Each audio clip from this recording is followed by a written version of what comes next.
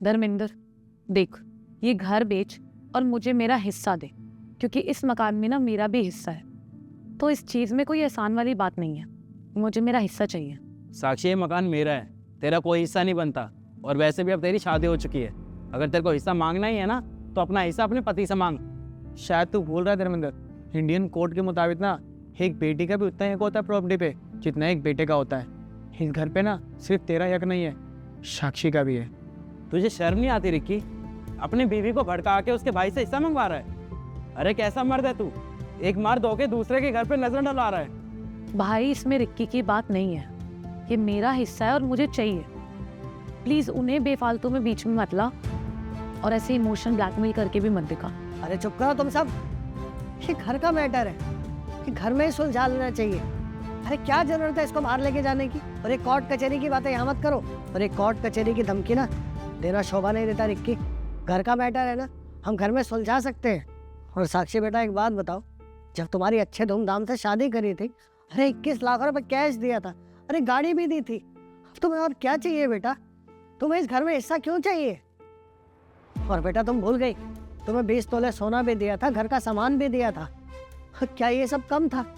बेटा अच्छा नहीं लगता, अब तुम भाई से उसकी जायदाद में हिस्सा मांगने भी आ गई।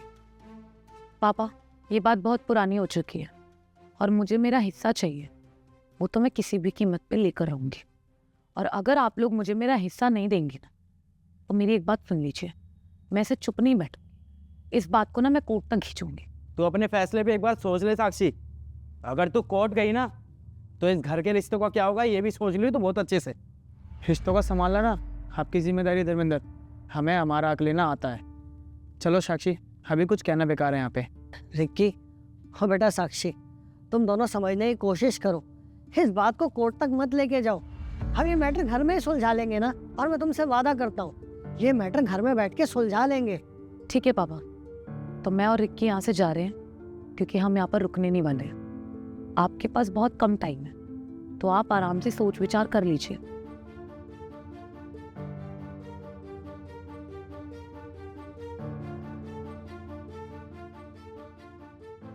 साक्षी, तुम्हें इनकी बातों में नहीं आना, मैं इमोशनल ब्लैकमेल जरूर करेंगे। मैं पागल थोड़ी ना हूँ जो अपना हिस्सा छोड़ दूंगी। मुझे इनके इमोशनल ड्रामा से कोई फर्क नहीं पड़ता। मेरी माँ के नाम पे ये मकान था और मैं ये मकान बेच के आधे पैसे लूंगी। मेरा ये फुल और फाइनल डिसीजन है, इसमें कभी कोई चेंज नहीं आ सकता और ना ही मैं किसी की बातों में आ सकती। हाँ, और बाकी अगर धर्मेंद्र ज़्यादा कर दिखाएगा ना, तो धर्मेंद्र को तो कोर्ट में उल्टा लटकवा दूंगा मैं। सही कह रहे हो तुम। बाबूजी, अब हम क्या करेंगे? गलती तो मेरी है बेटा, जब हमने साक्षी की शादी करी थी ना, तब हमें उसी टाइम लिखवा लेना चाहिए था कि ये जो मकान है ना वो तेरे नाम कर देना चाहिए था। लेकिन हमने ये बात रखी नहीं और आज हमें ये सब भुगतना पड़ रहा है। और बेटा अक्सर हम लोग ये गलती कर देते हैं कि लड़की की जब शादी करते हैं ना, तो उसको जी भर के दहेज दे देते हैं, लेकिन हम ये नहीं सोचते कि उसको तो ससुराल में ही रहना है। और जल्दबाजी में माँ बाप सही फैसला नहीं कर पाते, तो बाद में बच्चे प्रॉपर्टी के लिए लड़ते हैं और फिर लड़कियां भी बाद में आके खड़ी हो जाती हैं, भाई की प्रॉपर्टी में हिस्सा मांगने लग जाती हैं। और बेटा कानून भी उनका ही साथ देता है, वो ये नहीं देखता कि माँ बाप ने बेटी की शादी करके कितना दहेज दिया है। कानून सिर्फ लड़की का साथ देता है। और बेटा कानून ये नहीं देखता कि लड़की के पास तो सब कुछ है, वो सिर्फ ये देखता है कि लड़की को तो उसका हक मिलना चाहिए। लेकिन शायद कानून ये भूल जाता है, अरे लड़के के पास तो सिर्फ वही है ना जो उसके माँ बाप की जायदाद है। लड़की को तो उसका आदमी भी कमाता है, वो खुद भी कमा सकती है। और बेटा लड़की ये नहीं देखती कि जिस घर में वो शादी करके गई है ना, उसकी सारी जायदाद, उसकी सारी दौलत उसकी है, बल्कि वो तो ये सोचती है कि जो उसके माँ बाप का हिस्सा है ना वो भी हथिया ले। बेटा मैं मानता हूँ कुछ लड़कियाँ ऐसी होती हैं जिनकी घर गृहस्थी अच्छी नहीं होती, वो कमा नहीं सकती, उसका पति कम कमाता है।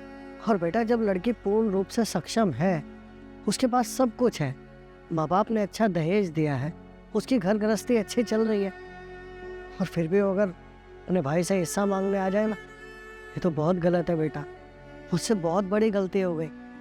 मुझे जब उसकी शादी करी ना, तो मुझे ये सब सोचना चाहिए था।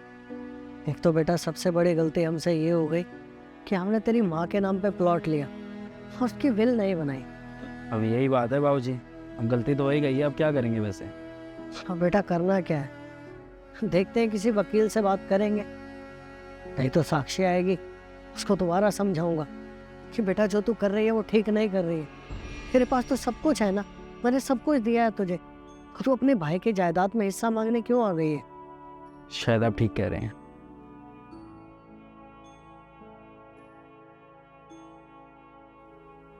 तो फिर क्या सोचा आप लोगों ने? आप लोग मुझे मेरा हिस्सा देंगे या फिर मुझे हिस्से के लिए कोर्ट का दरवाजा खटखटाना पड़ेगा? बहन, तू ऐसा क्यों कर रही है?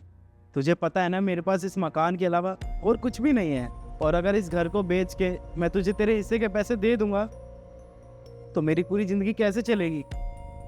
तू ही बताना, उसके बाद मैं करूंगा क्या? देख धर्मेंद्र, प्लीज मुझे ये अपना इमोशनल ड्रामा मत दिखा।